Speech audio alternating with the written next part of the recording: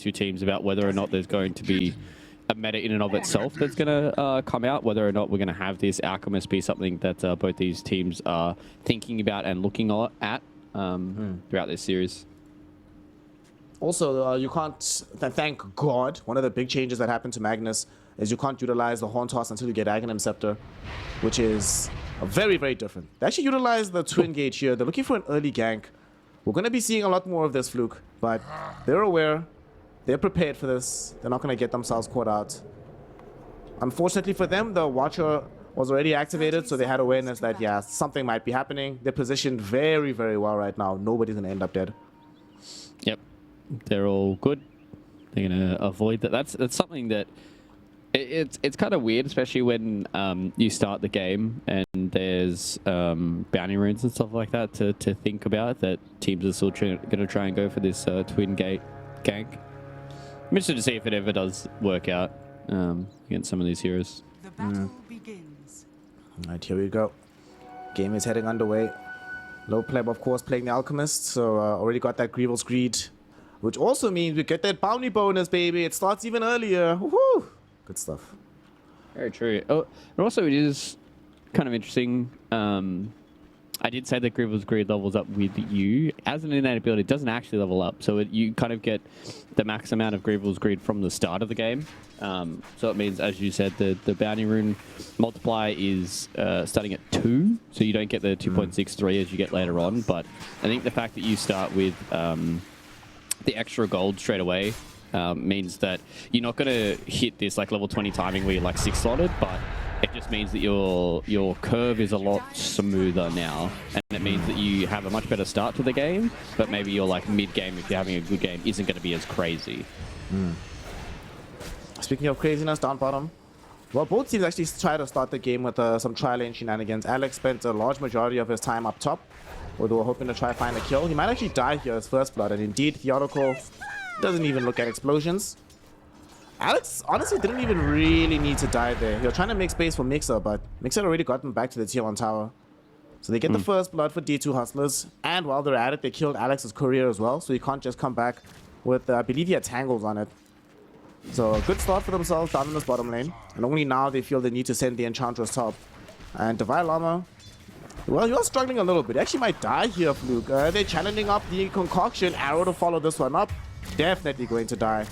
Unfortunate for them that it's not the first blood, but they do punish the tri-lane starting off from bottom.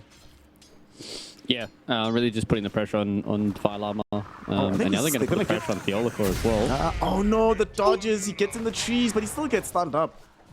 LeBron didn't have the Sacred Arrow off cooldown yet though, so they can't actually make a bigger move. Yeah, that was kind of spooky. I do like that we're looking at a game here as well, where game number 1 is you got a lot of these players with plat and above heroes, so what a comfort. Alex just gets punished there by Yuma. So again, another one of these heroes that we've seen Yuma do really, really well on has been the Terrorblade, and especially in the first matches they had early on, they really proved that Yuma is one of those players that can carry super hard on something like a Terrorblade.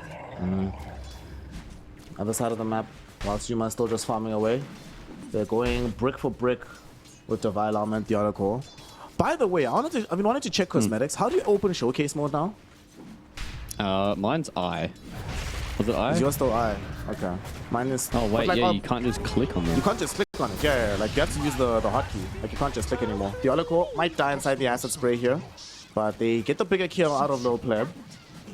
But like you can open the showcase mode, but like you can't open the thingamabob. You know that showed you the portrait and all their cool little items? Yeah, true. Yeah. All right. I don't know how to do that. I'm annoyed now. Bliss fix, Volvo. Volvo Valve, Bliss. please. Valve Bliss. But that first kill there onto Little Pleb is actually kind of big for their lane here. The fact that Little Pleb is only 9 and 5 up against the 8 and 3 of the Vilama, so it is a good start for them to be able to force the Alchemist to not have a free lane here. He does have a lot of creep camps to be able to fall back into, so it's not the end of the world, him going down, but you can see that he wants to play really, really aggressive with this hero. They keep overlapping their stuns a little bit up in the top lane between LeBron and Low Pleb. Ends up not mattering though, because they bring down Theolico. LeBron is the one that snags up that kill.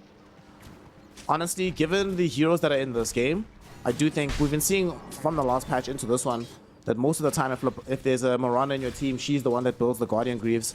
So these kills do make a meaningful difference to getting you closer and closer towards having that item. And then Mixer can just build like the Crimson Guard down bottom to deal with the Terrorblade. Yeah, very true. And I think that was, the next thing that I was going to touch on Mixer is I think that you can't play Crimson Guard against these high physical damage heroes just because it mitigates so much of the damage, and especially with the fact that PKB really has kind of a full. Oh, little pleb. He's in trouble. He's probably dead. I think he's dead, yeah. Divine Llama has Shockwave in 3 seconds. 2, 1. Oh, he's actually going to give up the chase. This Mirana, okay. LeBron went bottom. They were hoping to try to get a gank off. Alex was waiting to disrupt the target and then the arrow next, but Alex disrupted too soon. Mirana couldn't do anything, and they punished the movement. So you have to come back. No gank happening to the bottom lane. It's also level 4 on LeBron. He's higher level than what his Alchemist is. That's kind of crazy. We'd love to see it. Seems really pressured now too on the Alch. Yeah, he might actually end up dead here. Theoloco one more impetus shot. Oh, he survives for a moment, but that moment very quickly ends. And Divine Llama is credited with the kill. Best case scenario that the Theoloco actually didn't get it. This is really, really good for them. Down bottom, Alex will get off a disruption, and that will save both himself and Mixa's life. So these side lanes, they're doing really well on top with D2 Hustlers. Down bottom, they're also farming quite well for themselves, out farming this Primal Beast and having gotten some kills early on. And mid is so far the one lane on the map that Ancient Tribe are doing incredibly well. But you sort of anticipate this, right? Like, you're playing Viper. If you're not winning the lane as Viper, we saw earlier today in the series against Team Secret between them and Ivy, that a Viper that loses his lane, the game's just over, honestly. The hero has no more influence at all after the laning phase if he loses. Yeah, especially into a hero like Terrorblade and Kunkka, who have a massive amount of physical damage, and Mobe doing a good job at just pressuring out Xantic here, really forcing him to not be able to play the lane properly. Enchantress goes down in the bottom side of the map to Mixer. But yeah, this is probably a pretty good start here for D2 Hustlers with the way that the lanes are going. 3 of their cores are doing better than the 2 bottom cores for Ancient Tribe. I think it's all about how this mid-game transition happens, right? Like how they play around these objectives. At the end of the day, if you're not kind of getting a massive amount of kills early on, I don't think the laning phase matters as much these days, unless you're really kind of snowballing out of control because of the way that you can come back into the game with team fights and objective control. So as long as they're playing the map properly for both of these 2 teams and itemizing correctly for the mid game, then still is anybody's game. Anything could indeed happen. Little pleb. Top lane, they're going to try to go for low pleb again. He does have a turnaround with the Unstable Concoction. Divine Llama has 16 wand charges. Doesn't have Skewer, but does have Shockwave in a moment. Will deploy it. Oh, doesn't actually have enough damage to kill. Ooh. And Theoloco turned around. He didn't think they'd need the second impetus shot. Maybe if one of them had been willing to tank the tower damage, that would have been a kill. But Dota 2, game of margins, and the margin this time favorable for Ancient Tribe, as Little Pleb gets to keep on farming. Oh, dude, he got like the perfect medium camp too for this safe lane top side. And this is another thing for Alchemist as well, is a lot of these creep camps are relatively close to each other, that he can just do the double acid spray, right? And, he kills a golem camp. He's able to get himself extra bit of gold with the small camp, and once the golems start to level up too, they split it into 3 little baby golems, not just 2. So he gets extra gold on top of that. So yeah, Alchemist is feeling pretty good, but they've done a really good job at shutting down his lane. I think that's probably one thing that we've seen right now from this Alchemist is the Mag and the Enchantress lane is a lot better than what I thought it was going to be. I didn't think the Magnus was going to be able to pressure the Alchemist that hard, but he's really done a good job at kind of outlaning Little Pleb this time around here for Divine Llama, who has been a pretty big standout for this team as well for D2 Hustlers. I think when he has a good time, the team has a good time. Yeah, that's generally the case. In retrospect, I think it might have been better if they had the Shadow Demon up here instead of the Mirana. Because without the arrow, if she throws an arrow and misses, then there's a pretty big window that D2 Hustlers know they can play uber aggressively. And they took advantage of that window several times over. Still though, Low Pleb is finding some degree of net worth. He's number 1, but you expect that from an Alchemist. He should be slightly further ahead. And they might get more gold here by killing off the Theoloco. He's going to throw in with these Nature's Attendants. They just go in and get the quick kill. Goes the way of Low Pleb, even more net worth. You know what hero is surprisingly high in net worth though? It's Alchemist you expect to be here, but Viper, holy smokes, this mid lane matchup was even more dominant than I thought. They might get this kill onto Mobe now though, but even after the full bolt combo, that's just half the HP. Hakoto realized very quickly that he couldn't actually do anything here. Mobe is owning in this game, man.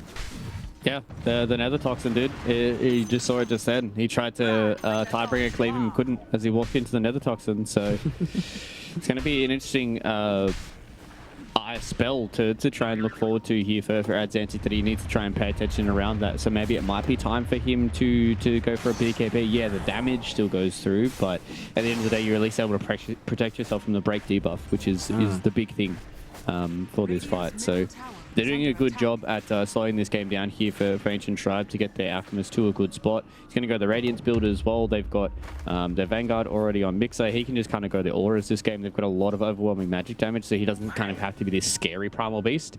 He much more has to be the Primal Beast that sits in this fight, gets the Crimson Guard off, pulverizes the Terrorblade through BKB, and is able to turn around and get these kills where Mobe as well as Little Pleb can deal the damage. But for the side of D2 Hustlers, they're also doing pretty okay. You know, Divine Llama is going to get this early Blink Dagger.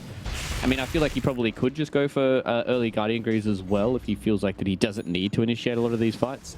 But he is kind of their only real good initiation outside of like an X combo where you're able to still semi-react to it. Right now, game, as you said, has stalled out a little bit, and that will always benefit the team that has an Alchemist online. It's also benefiting this Viper. He's allowed to just farm up. Down bottom, we saw just recently that there were 4 heroes positioned here from D2 Hustlers as they tried to rotate at Xantic to maybe get a kill, but they only came across Alex. He stopped all of it in his tracks, letting Mixer continue to just play this lane quite casually. He's actually overtaken the Terrorblade in terms of net worth. So outside of Divine Armor, all 3 of the cores on the side of Ancient Tribe outstripping their counterparts. Feeling good. This is a nice place to be if you're them right now. And if you look at those drafts on the side of D2 Hustlers, until they are beating on your buildings with this TB, they actually have 0 building damage. Like, Enchantress can help out a little bit, but if they're not moving as a unit, like, there's no easy, we're going to pop DK form, or we're just going to harass with Exorcism. You actually kind of have to full commit if they want these buildings. Yeah, pulverize onto an illusion there, bottom side for Mixer. I think the same is true for Ancient Tribe as well, though, right? Because who's really going to take the towers? Alchemist is the only one that's going to hit it, and he's got this Radiance build, so it's still going to be a while until he feels strong enough to be on the front line. Oh, that was a nice little angle there from LeBron to be able to kill the little potato. Nice, nice, They nice. are rotating the Viper towards top. Yeah, Mobe making his first big rotation with the Moonlight Shadow. Not going to be able to find anybody just yet. Low Player triggered out the Unstable Concoction, hoping that somebody was going to be nearby, but nobody gets caught.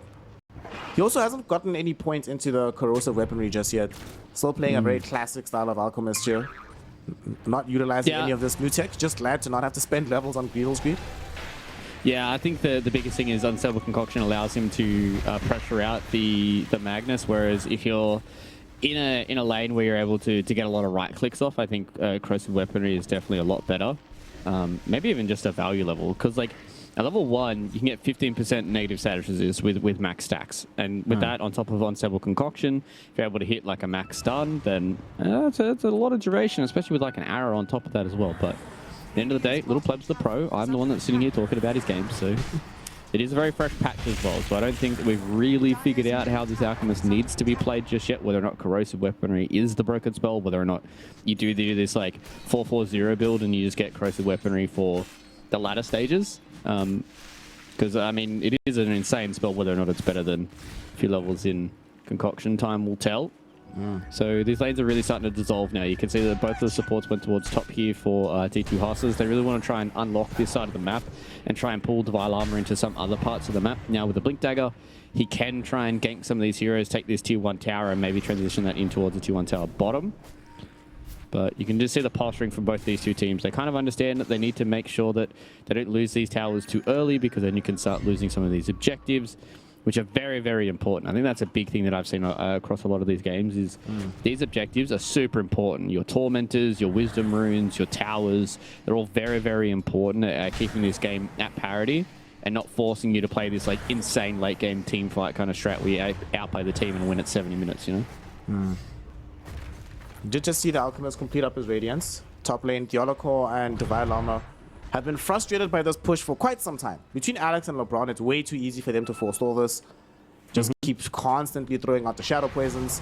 Every now and then a Starfall, but crucially an arrow into either Theoloco's creep or a Sea Dragon and or a range creep. So far, so good. Divine Llama decides to make the jump, actually revealing his Blink Dagger, but this might get him killed. The arrow combination will be there onto him. He doesn't die though because they put their attention towards Yuma. Yuma, he ports it in. He came through the gate. He thought this was going to be a good fight for them, Fluke. It turns into immediate disaster. Ooh. They didn't have any sentry wards down, so they can't notice the approach through Moonlight Shadow. And he gets brought down by Mixer and the boys. To make matters even worse, the kill gets credited to the alchemist of all heroes. Absolute disaster in the top lane. Yeah, the Arky was close because he can just spam out these creeps in the top side. They catch out the Viola. Yeah, that was... Ooh. That was probably the worst possible scenario for them. At least they get a decent amount of experience on Hakoda bottom, but losing these fights early on, especially when you bring your carry to one of these fights and your carry dies, is not a good start. It's not the end of the world, but you're playing into an alchemist, so you need to make sure that you're getting a lot out of the map while he's sitting back and farming, or at least killing him, because as this game gets later, if he gets like AC plus like one item, I don't see how they're going to kill him, especially if he has a Crimson Guard behind him as well for Mixer. If they get like a pipe, like it is going to be a hard game for D2 Hustlers to deal enough damage to kill this Alchemist. And if he starts hitting that critical timing, he can really take over the game. He's able to take a lot of these objectives, take a lot of these towers, and be very, very hard to kill. They haven't been able to progress that much either. And top lane, they might be able to get the kill onto Dioloko. Oh, the classic, man. Pulverize into arrow, into trample. Way too much damage. And even an Enchantress, even if she had an untouchable, she didn't even bother skilling it. Like, I actually like this. You're like, you know what? Enchant is such a good spell right now with so many more things that are dispellable. Just get that. Who cares about the untouchable? They can kill me with the Morana combo. I can die to the Shadow Demon. I can die to Viper. I can die to Alchemist. This might be one of those games where, unless you're forced into it, you might not even bother with points and untouchable. Yeah, 100%. Definitely going to be something that he sits back and doesn't worry about. Especially you're playing against Viper too, so I'm pretty sure Untouchable is breakable. So it's too hard for you to play this game with Untouchable. So Ancient Tribe, they're in a really, really good spot. Both of their two cores are really, really high up. The Alchemist is getting a good Alchemist lead as well. I think that's something for us to talk about. Or this fight. They're going to take a fight from the river here, and they're going to go directly onto the Oracle. They were trying to stop Morana, but she instead is the one that springs a trap in the opposite direction. Mixer is here as well. They have Pulverize, and they want the bigger target. They go on to Absentic. No way to cancel out said Pulverize. The Stable Concoction will be there. They should be able to bring him down. They'll play with the double kill, thanks to this Radiance Burn. And it was an optimistic jump onto the Morana, while she still had deep charges. Not only do they not kill her off, she still lives at the end. She sets up the trap. And they're the ones now just pushing onto the tier 1 tower middle. Yeah, and that was just as Little Pleb picked up his Blink Dagger as well. Makes that transition into the fight, gets a couple of kills, feels good. They got kills onto big cores, I think is the scary part. Like, yeah, if you're losing like your Enchantress, whatever. Or the creep's too good. Creeps are homies. Divine Llama has some bodyguards in the lane, man. It's fine. Definitely take those. 100% take those. Divine Llama, you're like, yep, alright. I'll be able to survive a gank, but yeah, it's just the fact that you're getting these kills onto cores is the scary part. Taking down Adzentic, taking down Yuma in the previous fight as well just means that Ancient Tribe, they're streaking ahead. This 9,000 net worth lead, it's not exactly a 9,000 net worth lead. It definitely feels like it's probably like 3 to 4k at this point. Just the fact that Alchemist is an Alchemist, but probably going to have to temper some of those ideas about previous Alchemists, right? Because without having the max out Greevil's Greed, like you lose the bounty rune scaling, you lose the extra bonus gold per kill, so it's not as fast as what it used to be, but it's still pretty fast. So very exciting to see how they try and deal with this right now. Dude, top lane, Alex forced 4 heroes to play around him right now. Or 3 heroes rather, there's 2 on the other side of the map that can't count right now as they're going in at the trample. Looking for a way to bring down somebody for revenge, but they might have overextended their hand here. They need some TPs on Ancient Tribe. Little Pleb in danger. Little Pleb gets RP'd with Mixer. Okay. Mixer does manage to get off his BKB at the very least, and now throws in the Pulverize onto Adzentic, with Mobe having made a move, but they realize now that they might have bit more than they can chew. LeBron did throw in a very nice arrow to stop Divine Llama from proceeding in this fight. But with 2 heroes have already been bursted, D2 Hustlers can finally take this tier 1 tower as Yuma is here with the Metamorphosis. So they shave this 9k gold lead down to 7, and they kill the hero that was extending this lead in low pleb.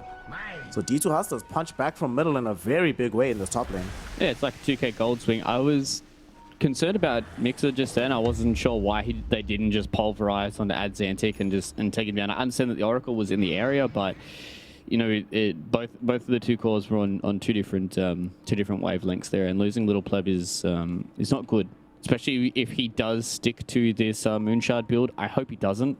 I really would like him to just go an AC and you do the same thing, but at least you're not food to the Terrorblade if he ever gets close to you. So they're starting to hit some good item timings here.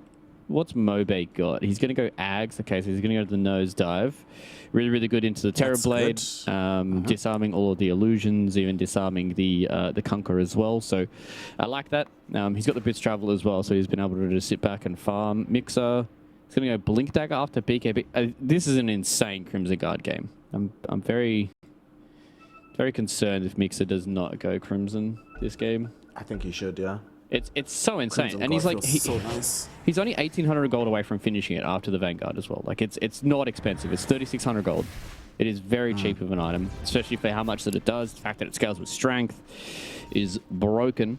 So hopefully he goes it eventually. I do understand wanting to get the Blink Dagger to be able to get like an instant initiation onto Hakoda, be able to catch out the Oracle in the back, pulverize him, you can arrow him in the back, and then Mobe is able to do Mobe things. Because this Fate's Edict can do a lot of work this game. The fact that you give them the 100% magic resistance.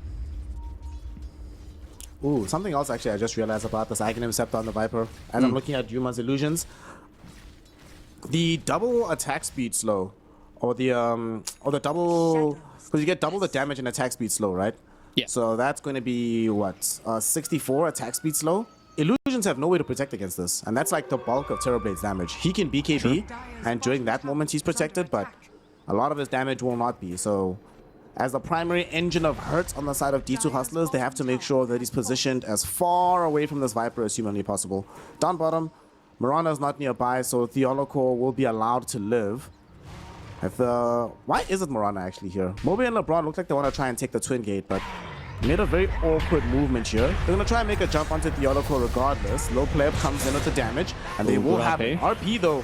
Gets the counter. There will be a very quick disruption to make sure that there is no usage of the skewer, and the arrow collects the Vile Armor as he's skewering out. So he probably ends up dead from this.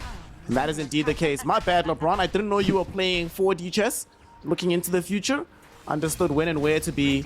That's going to enable them to not just get the kill, but the tower should definitely fall on the back of this. Yeah, I think they were definitely just banking on the fact of the Twin Gates. They have the boost travel on the Viper as well. Little Pleb did go for this Moonshard. So all out attack speed here. Be able to try and stack up those corrosive weaponry stacks as fast as possible. I wonder if corrosive weaponry works with illusions. That could be pretty gross. Dad? It should, right? It's a passive. Yeah, it definitely so there's no should. reason it shouldn't. I feel like there is some things that have been hotfixed in the past and not affect with illusions. So maybe it being a new spell, it definitely will. So it's going to be slows galore. It's going to be hard to deal with for these heroes once this Manta style comes out. He's going to go for a heart though. Question actually. Yeah. So I imagine that the corrosive weaponry debuff, right? Will it apply in? So it stacks up to 11, right? Will separate instances from illusions also make it stack up to 11, or will the instances from the illusions place a different debuff on you? I think that's the interesting question. That is very interesting. I don't know. Maybe? It should, the way I think about it, it should just like continue with the initial debuff. Yeah. And just restack that one, but like, I don't know, it's a new spell, you know? Not always the best fixes. Down bottom, LeBron outplaying Hakoda potentially. You won't be able to kill him off though before they get off this young false promise. They also have the Reign of Destiny pop down as well. They will throw out a boat that only connects onto LeBron. They still end up losing Hakoda though. Not nearly enough heal provided. And they just get out down bottom. At the same time though, the Theolocore also dies solo to low pleb in this mid lane. So Ancient Tribe picking up the tempo a little bit here, Fluke. Trying to make this map as fast as possible. They're back up to a 10k gold lead. But it's not... You know, the scary thing about this Alchemist, you were mentioning it now, because of how the scaling is different, with Grievo's Greed not leveling up, his farm is technically slower, but it does also mean that your power peak, you reach your power peak later, so you don't have this massive chasm of time where the difference between you and your opponent is absolutely massive. It used to be that like at this stage of the game, Alchemist is like 2 items up. Now it's only like 1 massive item on top of the enemy core hero. And I think, especially with the item build that he's gone for as well, like Moonshard, like one of those items that you really kind of have when you're like super far ahead, and he's going to go hard. So he is very low on the armor side, the armor. And all it takes is for them to get RP'd, and he can definitely die. And you can see Mobe has the same issue because Yuma's not that far behind. Look at top, dude. They just killed off this young Viper, and they might kill this Magnus thanks to the illusions that Alex manages to take with the disruption. Not going to be enough because Hakoda is there to heal up Divine Llama, Reign of Destiny, as well as a Fate's Edict. But he could have died there. The big pick, though, is that they find Viper. I love the fact that Divine Llama has not been shy about using his RP. If they can find a decent opportunity, they're like, well, let's go for it. We're not going to just wait until there's 3-4 heroes in the perfect location. Just like, does it seem good here? Yeah, let's use it, even if it only gives you a slight advantage. Yeah, I mean, they get the kill onto the Viper, which is pretty important, right? We talked about the fact that this hero... there's a fight going on. They're jumping onto Xantic. They know that there is no Reign of Destiny, but he does still have a false promise to back him up. Nice little tidal wave back. He should get arrowed, though. He's on the edge of the Reign of Destiny. Another unstable concoction triggering out. It comes out after the false promise, so there's no more dispels available to keep him alive at the moment. So I think he should die here. Xantic taken down by Low Pleb. They pop Moonlight Shadow, so potentially trying to just run to the top lane. I think they might want to just get the tier 1 tower out of the way, right? The way the game is right now with the positions of the Roshan pits, suddenly the off-lane tier 1 is a very important objective to remove from the map. So it makes sense that why they want to try to go for it. Yeah, 100%, especially with Tormentors and the way that the map is feeling right now. These tier 1 towers are super important, even in the off-lane. So the way that we're looking right now is these fights are going quite handily in the favor of Ancient Tribe, just because I think they kind of need 5 heroes to take down one of the cores. Like maybe Mixer might be easier for them to take, but they kind of need to like RP one of them, maybe pull them out of the way with Skewer as well, and then follow up with all the Kunkka's combinations, and then they have Yuma to deal all the damage. So it is a little harder for D2 Hustlers to get a lot of these pickoffs, whereas for Ancient Tribe, it's like you've got an Alchemist who has like a Moonshard and a Heart, so like he's able to stick on basically anybody he wants, and you know, Enchantress is very, very easy to pick off. Some of these other heroes are very squishy as well, so it's not easier for Ancient Tribe to get these pickoffs in regards to what D2 Guess who they found? Guess who they found who doesn't have a BKB? Oh no. It's Yuma. Where's Hakoda at? Wherever he is, he's just too far away. There will be an RP. We'll try by a no, it got cancelled. The Blink Dagger got cancelled. Oh no, Divine Llama, he shift queued the full interaction, but he can't get it off. Low Pleb, not done with the fight just yet as he blinks forward. Throws a concoction onto Xantic. There's a Sacred Arrow in 1 second, and potentially they find this after a disruption. The skewer back still happens from Divine Llama, dragging Low Pleb into the base. Boat crashes in on him. Do they have the damage to kill him through both lives? Maybe not even the first one. They do take the first one. 15 seconds before the Aegis was going to expire, he dies. Will be able to live on his second life, as they also kill off Divine Llama. They had enough like dot damage to kill him even though he went back to the fountain. Okay, very good fight for the Ancient Tribe. They kill off Yuma, they kill off Divine Llama. They manage to force a fight just as Aegis is expiring, and they have a pretty decent wave coming in through bottom, 1.5 creep waves. So this map is starting to look very, very nice for Ancient Tribe, and the gold lead keeps increasing for them. Yeah, they've got an Alchemist, so anytime they kill any of these creeps, they're naturally going to get an advantage off it. And fortunately for Divine Llama, he got Viper Strike, so that dot damage is too hard for him to deal with. He also didn't TP all the way to the fountain. He TP'd behind the racks, so not getting the full bit of regen. I still think he probably would have died anyways, but at the end of the day, that's how it does pan out for him. Also, the fact that they go up the high ground, they don't really get much out of it. I'm still not 100% sold on this game feeling really good for Ancient Tribe. Obviously, they're ahead. They're feeling good with how the map is going, but I don't think they've done enough just yet. It's 27 minutes. They haven't taken a tier 2 tower. The tower state is exactly the same for both these two teams. And you know, we haven't seen a Roche go down yet. We haven't seen multiple Tormentor kills. Oh yeah, there was just one. There was just one. So we haven't seen like multiple Roches. The Tormentors are just getting dealt with now. So yeah, I don't think you're obviously worried about an Alchemist, but you've proven in the last couple of fights that you can at least deal with him without Yuma. And once Yuma starts getting into this fight, like he's gonna have an MKB in like what 20 gold or something, like 100 gold. So Yuma's gonna have an MKB. He can get Manta style, so he can try and deal with his Viper Strike, and he can be a big scary threat, especially because like Ancient, they have not built against physical damage. They've got a Vanguard and that's it. Like they don't have an AC, they don't have a Crimson Guard, they don't have Guardian Greaves. Like they just don't have any of these auras, and none of them are armor items either. So Ancient Tribe, yeah, they might be ahead, but they haven't been able to itemize properly for the one hero that's going to cause them some troubles in this mid to late game. They did buy the one Solar Crest on this Mirana. This is an item that got massively buffed. Please, if you are playing pubs right now, buy Silver, or the Solar Crest, not Silver Edge. Buy Solar Crest. It's very, very good. And the Mirana, we used to see this all the time, like drafts that had an Alchemist. Given this hero's propensity to just getting melted by physical, somebody on the team would buy it for him. And now he's gonna get set up for more success as they jump onto Divine Armor, attempting to get away after Hakoda bails him out with the false promise. The question is there enough heal here? Hakoda baits Edict himself here to try and survive against the Radiance Burn. He will survive, Divine Armor will not. As Mobe is on a killing spree right now. They still haven't managed to take the tier 1 tower in the top lane. Somebody please hit this thing. Get rid of it. Gets taken away, and they're getting... No, you were talking about you want some more armor items. Viper's just queued up a Shiva's Guard, so he's going to have his plate mail fairly shortly. He's going to get uber tanky. They have the Solar Crest on the Mirana. They don't yet have any big item after the Aghanim Scepter for Mixa that he's just finished off, but this makes him personally a little bit tankier, so he can survive a bit more in the midst of the fight. I do want to see another one though, and on the other side though for D2 Hustlers, a concern I have is that Divine Armor, he's just not scaling anymore. He has like the Blink Guardian Greaves, sure, but it's becoming increasingly more difficult for him to make forays on the map and find the network that he needs.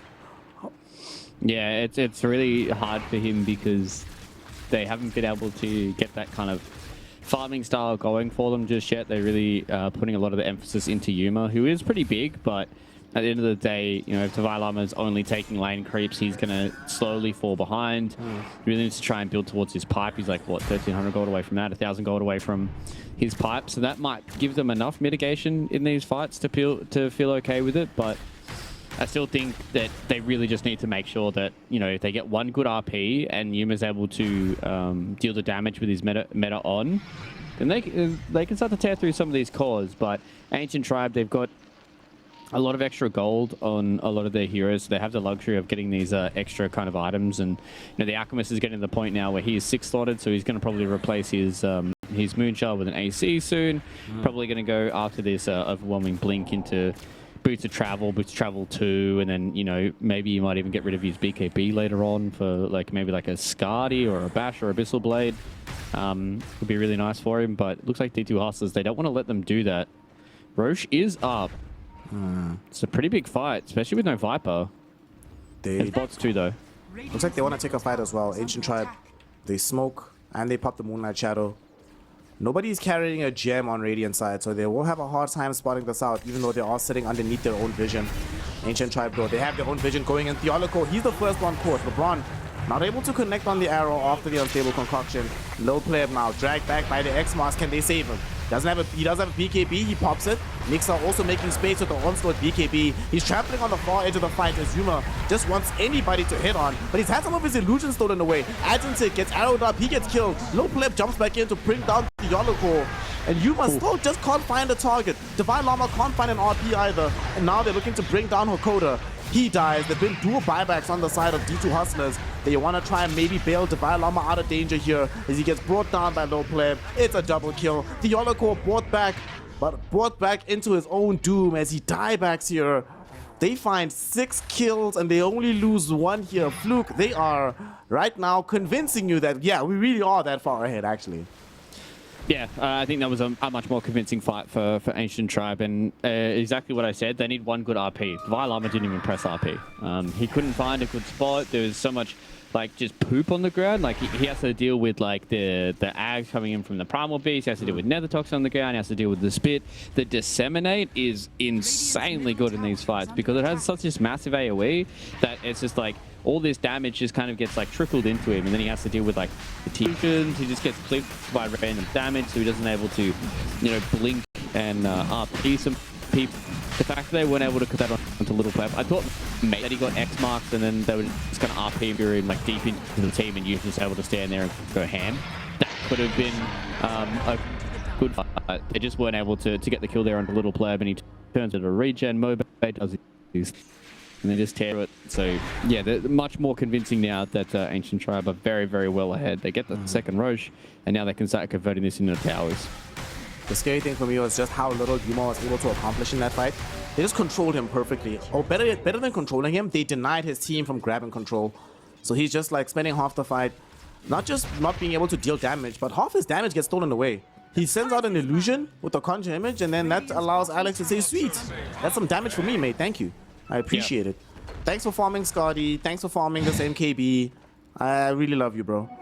It's tough. And at the time, he was sitting with the Pally sword in his inventory, so the illusions took extra long to die.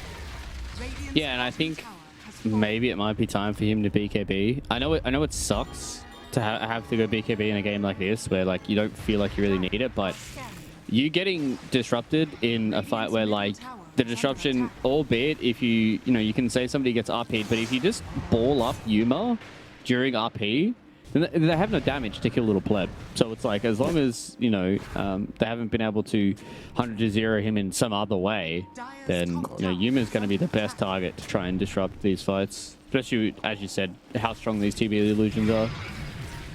With Little Pleb 4k HP, doesn't have the most armor in the world, only a measly 28. But still very difficult to kill right now. Hasn't decided what he wants next in his itemization.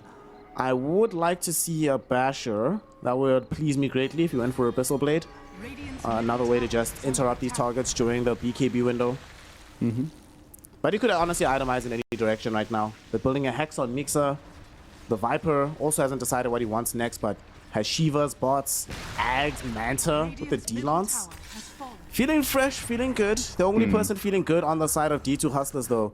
Man, you know, we often talk about these Alchemist games where there's this Alchemist who is all of his team's net worth. Dude, look at the difference between Yuma and anybody else on his team. Yuma has 21k net worth. Adzentik has 14. 35 minutes into the game. And Divine Llama has 12. My god. Oh, Hakoda's also about to die. Bye-bye, Hakoda. Try to TP out. Very risky play. Whether it was the onslaught or the arrow from LeBron, something was going to catch him and kill him. And they're actually going bottom. Dude. This would be the best trap. If they can get here before Yuma can TP out, they will kill him. Oh yeah, Yuma's dead. Yuma's so dead. Doesn't have BKB. He's so dead. They TP in with the bots 2 on Mobe.